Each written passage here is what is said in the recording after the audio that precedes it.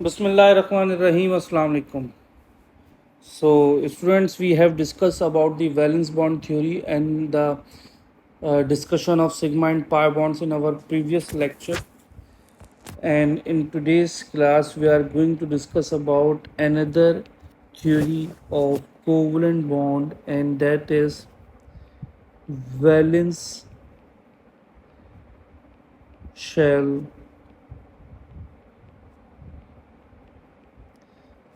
electron pair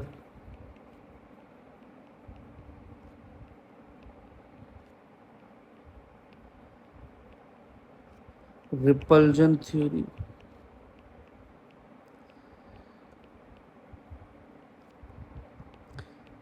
जिसको मैंने अपनी प्रीवियस वीडियो में बताया भी था कि अक्सर टीचर्स इसको वेस्पर थ्योरी के नाम से भी पढ़ते हैं।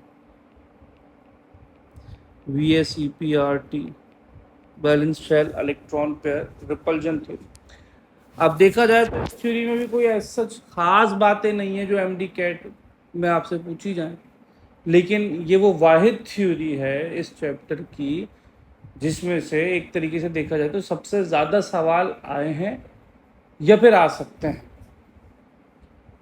इस चैप्टर की बात करूं। अब इस थ्योरी को पढ़ें तो सबसे पहला पॉइंट इस थ्योरी में हमें ये पढ़ने को मिलता है कि देयर आर टू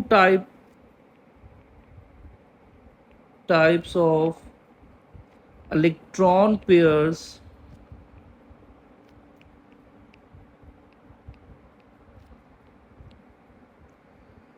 surrounding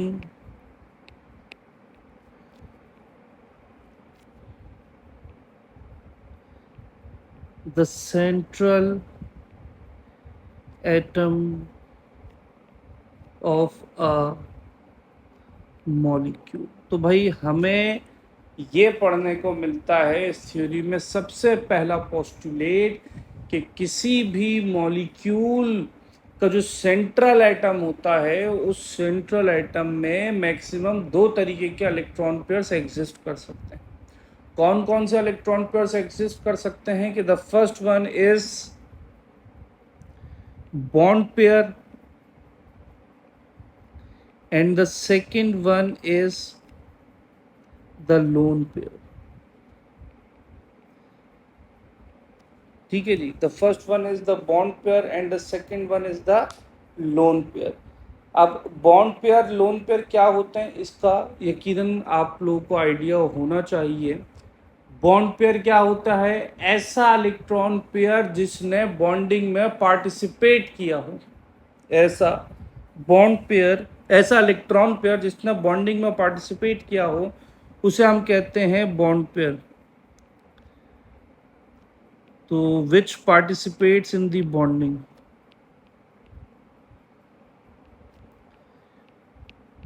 अब मिसाल के तौर पे दो एटम्स हैं, दोनों के एक एक इलेक्ट्रॉन ने बॉन्डिंग में हिस्सा लिया और ये इलेक्ट्रॉन पेयर बन गया। तो ये वो इलेक्ट्रॉन पेयर होगा जिसने बॉन्डिंग में हिस्सा लिया हुआ है और हम इसको बॉन्ड पेयर कहेंगे। जबकि लोन पेयर एक ऐसा इलेक्ट्रॉन पेयर होता है जो होल सोल किसी एक एटम का हो और उसने बॉन्डिंग में हिस्सा ना लिया हुआ हो। तो लोन पेयर के हवाले से हम कहते हैं which do not participates in the bonding, या फिर आप ऐसा कह सकते हैं कि ये पेयर विदाउट बॉन्डिंग बनता है। जो बॉन्ड पेयर है उसमें तो पेयर बॉन्डिंग के बाद बनेगा, लेकिन जो लोन पेयर है उसमें जो पेयर है वो बॉन्डिंग के बगैर विदाउट बॉन्डिंग बन जाएगा। अब बॉन्ड पेयर और लोन पेयर दोनों के एतबार से ये बात याद रखिएगा, बोथ बॉन्ड पेयर जिसको हम लोग शॉर्ट में BP और लोन पेयर जिसको हम लोग शॉर्ट में LP कहते हैं, both bond pair and lone pair are known as active sets of electrons. Active sets of electrons क्यों कहा जाता है? क्योंकि इन दोनों की मदद से हम किसी मॉलिक्यूल की ज्योमेट्री डिटरमिन कर सकते हैं। तो किसी भी मॉलिक्यूल की ज्योमेट्री बताने के लिए बॉन्ड पेयर लोन पेयर दोनों का इस्तेमाल किया जाता है, इसीलिए हम ये कहते हैं कि they are the active sets of electron. अब प्रीवियस वीडियो को याद करें तो प्रीवियस वीडियो में यही बात हमने सिग्मा बॉन्ड में पढ़ी थी। देखिए सिग्मा बॉन्ड में हमने क्या लिखा था, सिग्मा बॉन्ड का आखिरी point, sigma bond help in determining the geometry of a molecule. तो सिग्मा बॉन्ड क्या है, सिग्मा बॉन्ड उस वक्त बनेगा ना जब बॉन्ड पेयर की बात हो रही है, ठीक है जी। अब इससे एक और बात समझ में आई कि पाई बॉन्ड में हमने पढ़ा था कि pi bond does not help in determining the geometry, यानी पाई बॉन्ड का जो बॉन्ड पेयर होता है, पाई बॉन्ड का जो बॉन्ड पेयर होता है उसको हम एक्टिव सेट्स ऑफ इलेक्ट्रॉन्स में शुमार नहीं करते, ये सिर्फ सिग्मा बॉन्ड की बात हो रही है। दूसरा point, there is a repulsion between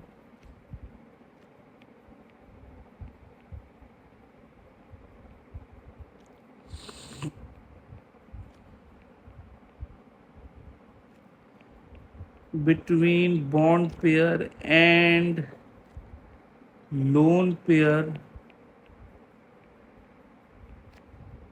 so they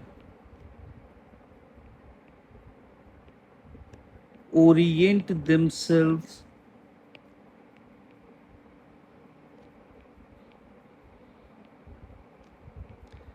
in such a manner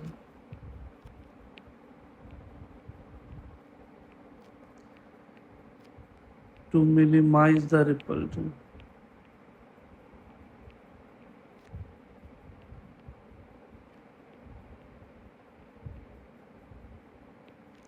क्या बात हुई भाई, ये बात ऐसी हुई कि बॉन्ड पेयर और लोन पेयर में रिपल्जन होती है, there is a possibility of repulsion between bond pair and lone pair. तो बॉन्ड पेयर और लोन पेयर खुद से एक दूसरे की ऐसी ओरिएंटेशन करते हैं कि भाई रिपल्जन कम से कम हो, यानी कि अगर दो लोन पेयर एक साथ होने की वजह से रिपल्जन ज़्यादा होगी तो कोशिश ये की जाएगी कि दो लोन पेयर एक साथ ना रहे, यानी कि ये खुद से आपस में ये कोऑर्डिनेशन रखते हैं। तीसरा पोस्टुलेट क्या है कि the order of repulsion is,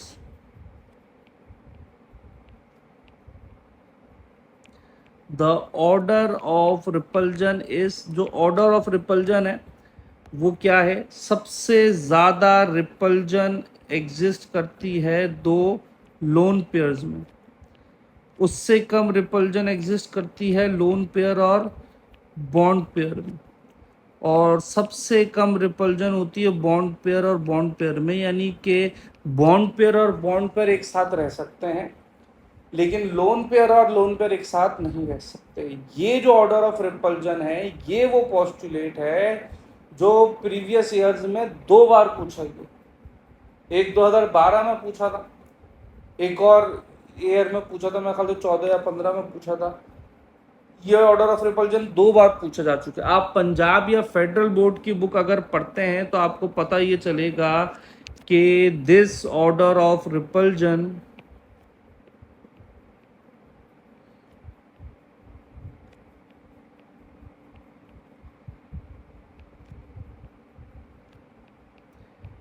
is known as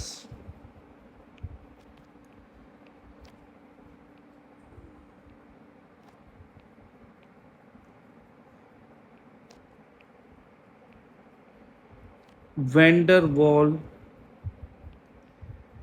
repulsion.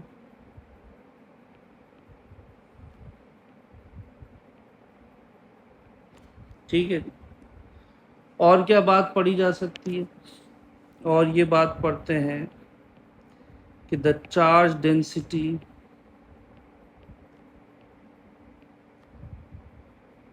कि चार्ज डेंसिटी के बारे में हमने प्रीवियस वीडियो में बताया था आपको। The charge density of double covalent bond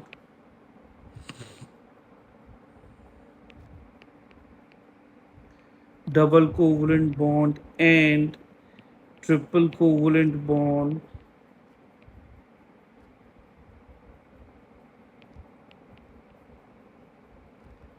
is greater than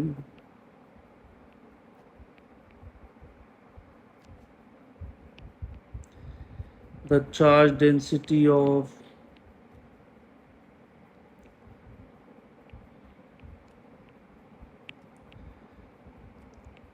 single covalent bond.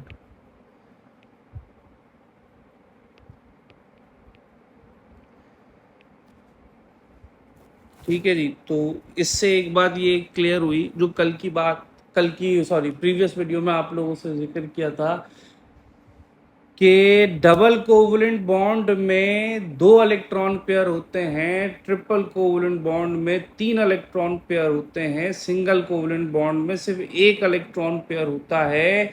तो जैसे जैसे पाई बॉन्ड्स बढ़ते जाएंगे वैसे वैसे चार्ज डेंसिटी भी बढ़ती जाएगी, यानी कि सिंगल कोवलेंट बॉन्ड की चार्ज डेंसिटी सबसे कम होती है, डबल कोवलेंट बॉन्ड की उससे ज़्यादा होती है, और ट्रिपल कोवलेंट बॉन्ड की सबसे ज़्यादा होती है। इस बिहाफ पे मैंने प्रीवियस वीडियो में आप लोगों को ये बात समझाई थी कि भाई चार्ज डेंसिटी बढ़ने से रिएक्टिविटी बढ़ती है, लेकिन ये बात भी देखी गई है कि चार्ज डेंसिटी अगर बहुत ज़्यादा एबनॉर्मली बढ़ जाए तो रिएक्टिविटी बढ़ने की बजाय कम होना शुरू हो जाती है।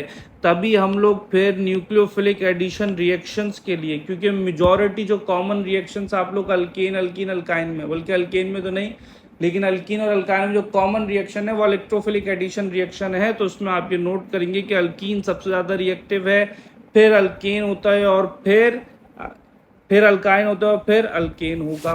तो ये बात यहीं पर लिखी हुई है, और यही वजह है कि ऊपर हम लोग जो बात डिस्कस करते हैं बॉन्ड पेयर लोन पेयर की और active set of electron pair की, तो भाई बात ये एक्टिव सेट्स ऑफ इलेक्ट्रॉन्स में हमने आपको क्लियरली एक बात बताई कि जो बॉन्ड पेयर है, जो लोन पेयर है, वो एक्टिव सेट ऑफ इलेक्ट्रॉन है, लेकिन जो पाई इलेक्ट्रॉन पेयर्स होते हैं वो एक्टिव सेट्स नहीं होते, वो इनएक्टिव सेट्स ऑफ इलेक्ट्रॉन होते हैं। तो इस पॉइंट से आपको ये बात समझ में आई कि उनकी वजह से चार्ज डेंसिटी बढ़ जाती है। तो हम ये लिख रहे हैं कि pi electron pairs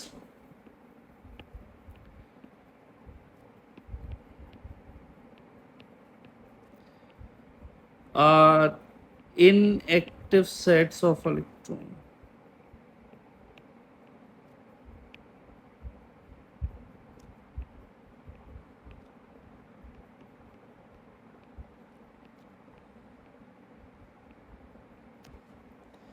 Pi electron pairs are inactive sets of electrons.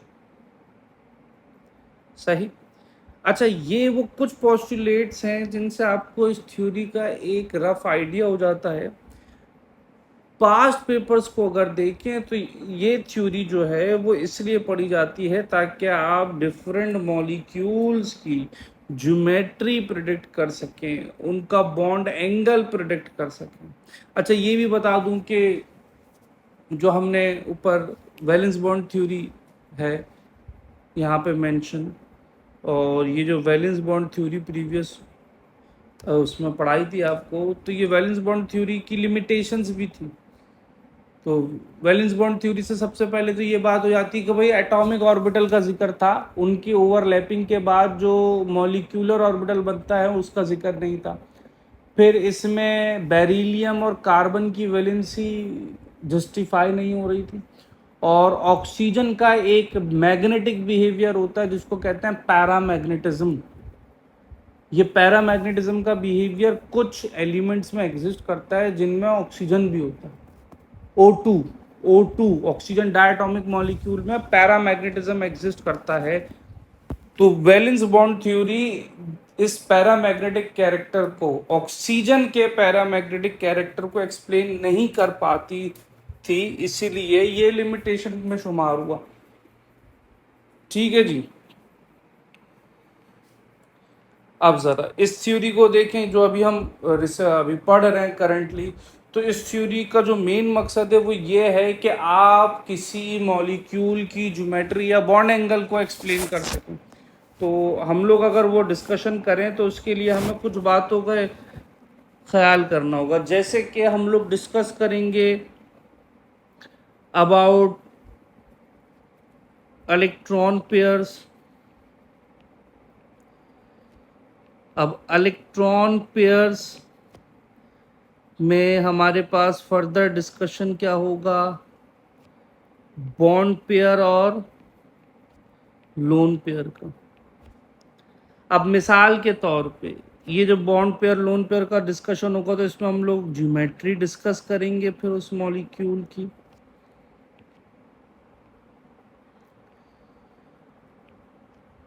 और डिस्कस करेंगे बॉन्ड एंगल, और कुछ एग्जाम्पल्स भी आप चाहें तो डिस्कस कर सकते हैं।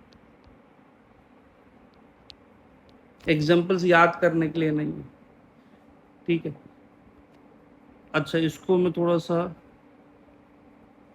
शॉर्ट करके ऐसे कर दूं, इलेक्ट्रॉन पेयर को ऐसे लिख दूं और फिर यहाँ पे लिख दूं बॉन्ड पेयर और अब लिख दूं लोन पेयर। तो अब मिसाल के तौर पे कोई मॉलिक्यूल है जिसका स्ट्रक्चर है AB2। अब देखो, ऐसी सिचुएशन में जो अकेला एटम है मॉलिक्यूल का वो होता है सेंट्रल एटम। तो AB2 इस मॉलिक्यूल का सेंट्रल एटम कौन है, A। और सेंट्रल का ऑपोजिट क्या होता है, सराउंडिंग एटम, तो B हो गया सराउंडिंग एटम। अब ऐसी सिचुएशन में क्या पढ़ा जा सकता है, इसमें ये पढ़ा जा सकता है कि भाई टोटल इलेक्ट्रॉन पेयर कितने होंगे, दो। एक इलेक्ट्रॉन पेयर एक बी की जानिब से आएगा, दूसरा इलेक्ट्रॉन पेयर दूसरे बी की जानिब से आएगा। अब ऐसी सिचुएशन में दोनों बॉन्ड पेयर होंगे, लोन पेयर एक भी नहीं होगा, ये कंडीशन बयान की जा रही है।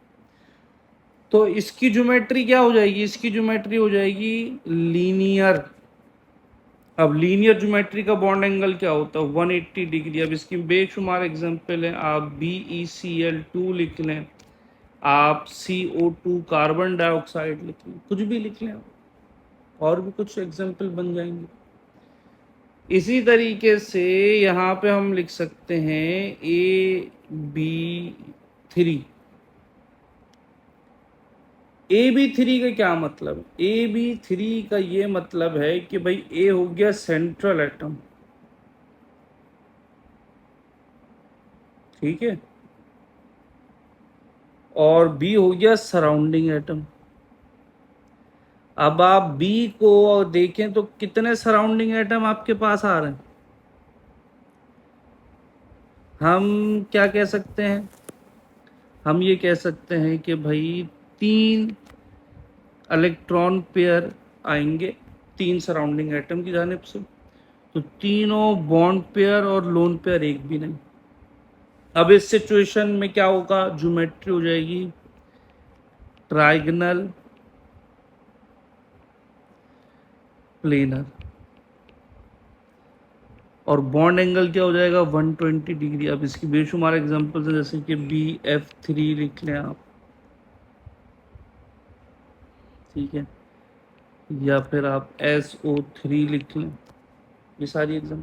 अब ये जो AB3 का जिक्र है ना, इसमें एक और कंडीशन बन सकती है, वो क्या बन सकती है, वो बन सकती है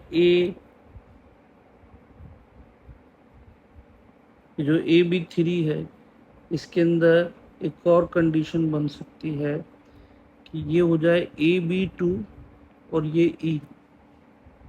इसका मतलब क्या है कि जो सराउंडिंग एटम है वो 2 इलेक्ट्रॉन पेयर दे रहे हैं,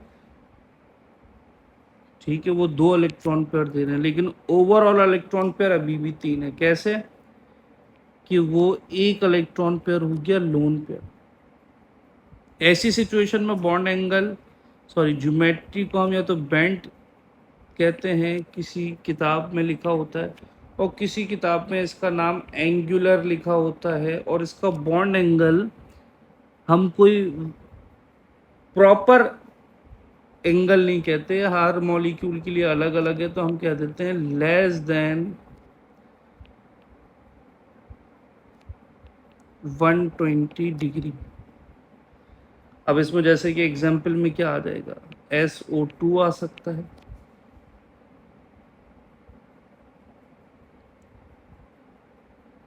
ठीक है जी, SO2 आ सकता है यहाँ पे।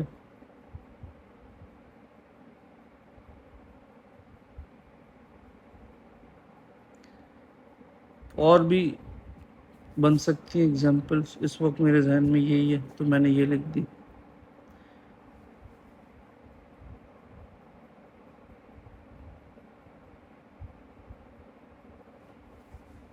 और क्या बन सकता है, ऐसे बन जाए कि AB4, यानी कि 4 सेंट्रल एटम्स, तो टोटल 4 इलेक्ट्रॉन पेयर आए, चारों के 4 बॉन्ड पेयर, एक भी लोन पेयर नहीं, ज्योमेट्री हो गई टेट्रा हीड्रल।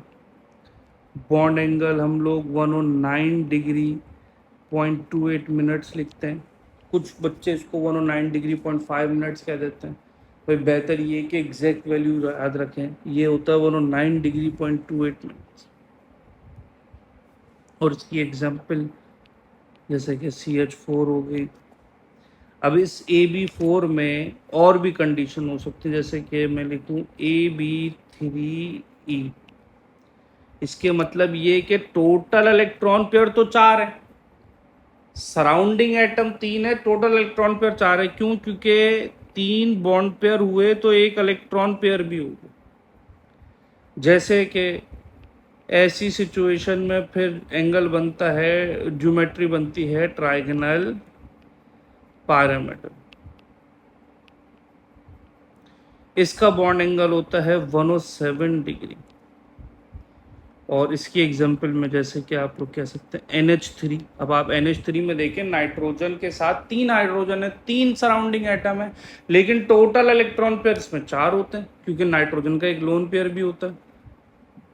इसकी एक और कंडीशन पढ़ी जा सकती है, जैसे कि AB2E2, यानी कि टोटल इलेक्ट्रॉन पेयर अभी भी 4 रहेंगे। ठीक है,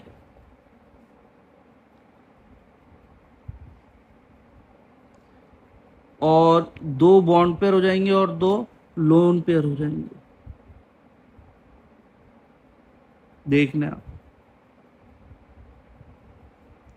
ऐसी सिचुएशन में ज्योमेट्री जो होती है उसको कुछ किताबों में बेंट और कुछ में एंगुलर लिखा जाता है, और इसका होता है बॉन्ड एंगल 104 डिग्री 0.5 104 डिग्री 0.5। इसकी एग्जांपल में जैसे कि H2O आ गया। ठीक है, एक और काम की बात मैं आपको बताऊं, वो मैंने एक अमेरिकन ऑथर की बुक में देखी थी। ठीक है, MD कैट के लिए आप ना भी याद रखें तो कोई मसला नहीं है, कि सराउंडिंग एटम सिर्फ एक हो, स्टिल टोटल इलेक्ट्रॉन पेयर 4 हो जाएं, क्योंकि 3 लोन पेयर हो जाएं। जैसे ये एक बॉन्ड पेयर और 3 लोन पेयर सब मिला के 4 इलेक्ट्रॉन पेयर होगा। इसकी ज्योमेट्री फिर कहते हैं कि भाई लीनियर हो जाती है और बॉन्ड एंगल हो जाता है 180 डिग्री। इसकी एग्जांपल हो सकती है HCl। ये अक्सर हमारे कोर्स की बुक में नहीं लिखा होता, ये मैंने एक अमेरिकन ऑथर की बुक में पढ़ा था, नाम मुझे एग्जैक्टली इस वक्त ऑथर का याद नहीं। तो ये आप जो है इसको भी कंसीडर कर सकते हैं। वैसे तो हमने सिर्फ इन्हीं बातों को पढ़ना, ठीक है, लेकिन कुछ और बातें भी जो है हम अपने लिहाज से पढ़ सकते हैं। जैसे कि हम पढ़ें AB5, यानी कि 5 electron pair, 5 bond pair, 0 loan pair. अब देखो यहाँ पे एक बात ये याद रखना कि ये जो सिचुएशन है ना 5 इलेक्ट्रॉन पेयर की, इसमें हम लोग बॉन्ड पेयर लोन पेयर की होती तो है डिफरेंट कंडीशंस, लेकिन हमारी किताबों में मौजूद नहीं। तो ऐसे में ज्योमेट्री बन जाती है ट्राइगोनल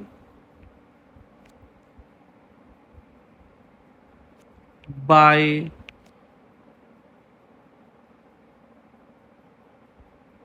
पायरामीटर।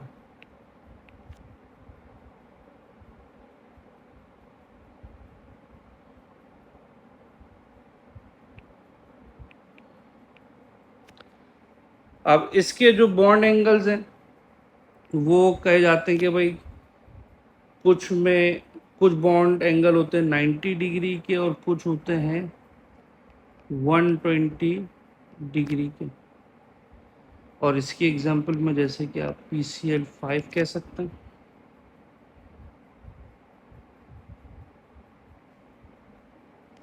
और क्या हो सकता है, एक और कंडीशन हम लोग पढ़ते हैं जिसमें 6 इलेक्ट्रॉन पेयर हो।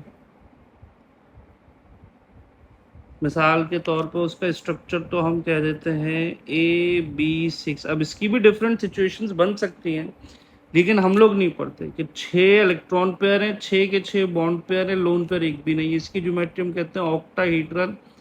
इसमें तमाम के तमाम बॉन्ड एंगल होते हैं 90 डिग्री के। और इसकी एग्जांपल में जैसे कि आप लिख सकते हैं SF6। अब आपसे पेपर में सवाल क्या हो सकता है, MD कैट के एग्जाम में आपसे क्या सवाल हो सकता है, आपसे ये सवाल हो सकता है कि आपको बोल देगा कि भाई मिसाल के तौर पे SO2 का बॉन्ड एंगल क्या है। आपको कह देगा कि NH3 की ज्योमेट्री क्या है। आपसे कह दिया जाएगा कि बताइए CH4 का क्या मामला है। तो ये बातें आपसे पूछी जा सकती हैं, ठीक है। जिसके लिए हम एक शॉर्टकट भी अपने स्टूडेंट्स को डिस्कस करवाते हैं, जिसमें हम एक ही मेथड से बच्चों के सामने हाइब्रिडाइजेशन और valence shell electron pair repulsion theory दोनों का ही डिस्कशन करवा देते हैं, ठीक है। हम एक ही मेथड से दोनों का डिस्कशन करवा देते हैं। अच्छा, हाइब्रिडाइजेशन की अगर बात की जाए, जैसे कि हमारा नेक्स्ट टॉपिक हाइब्रिडाइजेशन का है, तो हाइब्रिडाइजेशन के हवाले से ये बात याद रखें हैं कि हाइब्रिडाइजेशन तो बहुत लंबा चौड़ा टॉपिक है, उसमें हाइब्रिड मॉडल्स बनाने होते हैं, लेकिन हम तो यहाँ पे MD कैट स्पेशल क्लासेस की बात कर रहे हैं। हम आपको थ्योरी क्लास थोड़ी पढ़ा रहे हैं, थ्योरी लेक्चर थोड़ी दे रहे हैं, हम तो MD कैट की बात कर रहे हैं। तो MD कैट में बेनिफिट ये होता है कि ये जो टॉपिक हाइब्रिडाइजेशन का है ना, ये ना होने के बराबर हो जाता है। क्योंकि हाइब्रिडाइजेशन में आप याद करें, आपके जो थ्योरेटिकल एग्जाम्स होते थे, उन थ्योरेटिकल एग्जाम में आपसे ये पूछा जाता था कि भाई इसकी हाइब्रिड मॉडल की डायग्राम बना दो, इसके स्ट्रक्चर को एक्सप्लेन कर दो। तो वो सब तो यहाँ पे नहीं करने को आएगा ना ज्योमेट्री बनाने को आएगी, यानी कि हाइब्रिड मॉडल बनाने को नहीं आएगा, ना उसकी एक्सप्लेनेशन लिखने को नहीं आएगी। हाँ, ऑप्शंस में से एक्सप्लेनेशन करेक्ट मार्क कर दो कि भाई कौन सी करेक्ट है कौन सी फॉल्स है, ये वाला आ जाएगा। हाइब्रिडाइजेशन कहते हैं किसे, एटॉमिक ऑर्बिटल्स की इंटरमिक्सिंग को, intermixing of different atomic orbitals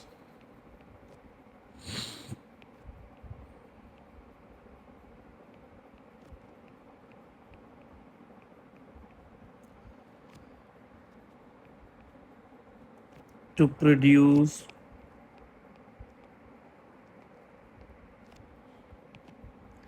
hybrid orbitals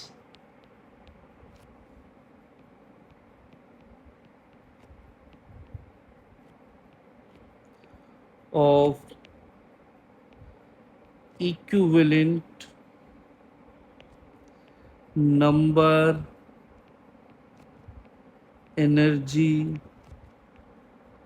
and shape. यानी कि जो एटॉमिक ऑर्बिटल्स आपस में इंटरमिक्स हुए हैं, उन सब को देखने के बाद जो हाइब्रिड ऑर्बिटल बनेगा, तो उस हाइब्रिड ऑर्बिटल के टोटल तादाद, टोटल एनर्जी, टोटल शेप उनके इक्विवेलेंट होगी। एग्जैक्टली इक्वल नहीं होगी, इक्विवेलेंट होगी। एग्जैक्टली इक्वल हो भी नहीं सकती, क्यों?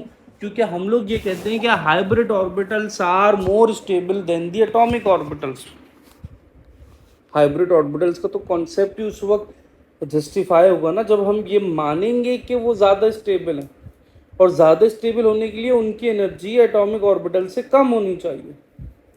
अगर हम उनकी एनर्जी को एटॉमिक ऑर्बिटल की एनर्जी के बराबर कंसीडर कर लेंगे, तो फिर फायदा क्या हुआ इंटरमिक्सिंग का? स्टेबिलिटी थोड़ी आएगी, अनस्टेबिलिटी तो वैसी की वैसी बरकरार रही। तो ऐसे इसीलिए हम लोग ये कहते हैं कि भाई इक्विवेलेंट एनर्जी, एग्जैक्टली इक्वल नहीं है, थोड़ी कम ही एनर्जी होती है हाइब्रिड ऑर्बिटल की। Hybrid orbitals are more stable than the atomic orbitals. तो अब इसमें वैसे तो डिफरेंट हाइब्रिडाइजेशंस हो सकती हैं, हम लोग पढ़ते हैं गिनती की 3 hybridizations. SP hybridisation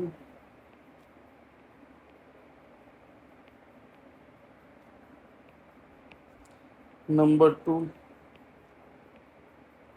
sp2 hybridization, number 3 sp3 hybridization।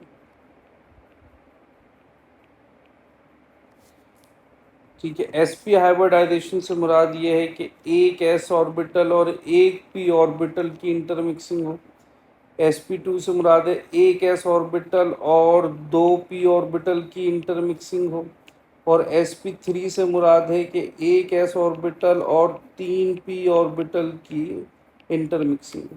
अब देखो, जितनी भी इंटरमिक्सिंग हो, ओवरऑल जो हाइब्रिड नेचर होगी वो तो 100% होगी।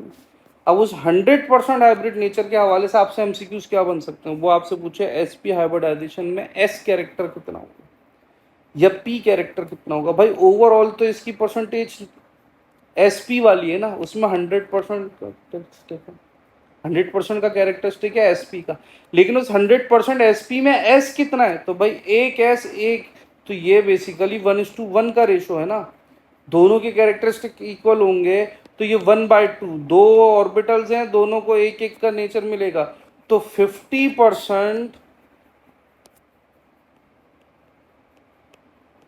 एस प्लस 50% पी कैरेक्टरिस्टिक्स इसमें एग्जिस्ट करेंगी एमसीक्यूज के लिए। इसी तरीके से sp2 की बात करें तो भाई अब इसमें फ्रैक्शन क्या हो जाएगा? 1/3 का, ठीक है, s के लिए, और p के लिए क्या हो जाएगा? 2/3 का।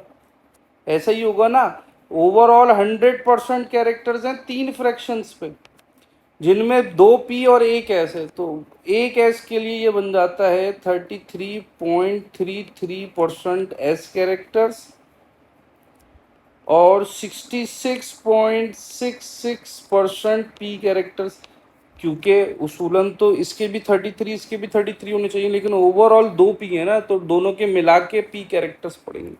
अब यहाँ पे तीन पी और एक एस है, तो ये हो गया 1/4 एस के लिए, और पी के लिए क्या हुआ? 3/4।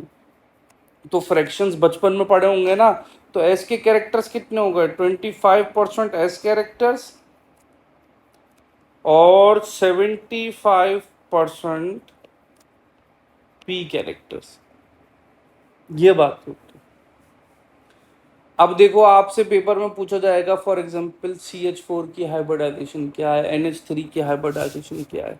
तो आपने किस तरीके से जवाब देना है? आपने ऐसा जवाब देना है, आपने ये देखना है कि अगर टोटल इलेक्ट्रॉन पेयर 2 हैं, अब आपने बॉन्ड पेयर लोन पेयर को नहीं देखना, आपने देखना टोटल इलेक्ट्रॉन पेयर 2 हैं, hybridization sp। Total electron pair 3 है, hybridisation sp2। Total electron pair 4 है, हाइब्रिडाइजेशन sp3। और थोड़ा सा मैं आगे बढ़ जाऊं, जो हालांकि मैंने ऊपर बात नहीं बताई, फिर भी कह दूं, टोटल इलेक्ट्रॉन पेयर 5 है, तो sp3d, या फिर जिसको कह सकते हैं dsp3। टोटल इलेक्ट्रॉन पेयर 6 है, तो हाइब्रिडाइजेशन sp3d2 या फिर d2sp3, ऐसे भी पढ़ा जा सकता है। ये भी तो वो बातें हैं जो आपसे पूछी जा सकती हैं, ये भी सवाल आपसे हो सकता है। समझ रहे हैं? तो होपफुली ये आप लोग को क्लियर हुआ होगा। तो इस वीडियो को यहाँ पे एंड करते हैं। इंशाल्लाह नेक्स्ट वीडियो में एक आखिरी थ्योरी है, उसको डिस्कस करेंगे और कुछ सेकेंडरी बॉन्डिंग्स आप लोग के आगे पेश करेंगे। अल्लाह हाफिज़।